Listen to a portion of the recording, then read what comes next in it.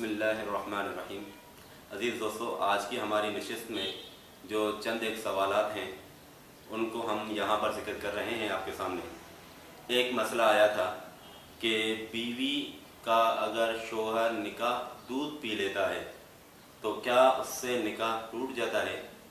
एक सवाल है कि अगर किसी शख्स ने कसदन या सहवन यानी कि जानबूझकर या गलती से अपनी ज़ौजा का दूध पी लिया तो क्या हुक्म है, क्या उसकी वजह से निकाह पर कुछ असर पड़ता है। ये एक साहब है सैयद जलालुद्दीन साहब शाहबाद से, इन्होंने सवाल किया है। तो जनाब इसका जवाब है कि दूध ज़ौजा का पीना हराम है।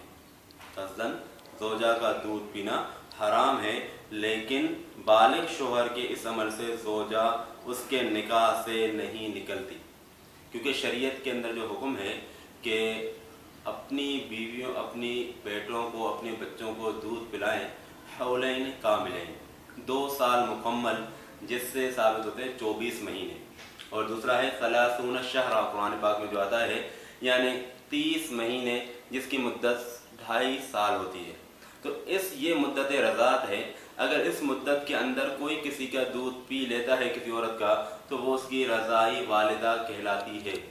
लेकिन अगर इस मुद्दत के बाद अगर कोई छोटा बच्चा भी है वो उसका दूध पी लेता है तो उससे उसकी रज़ात साबित नहीं होती।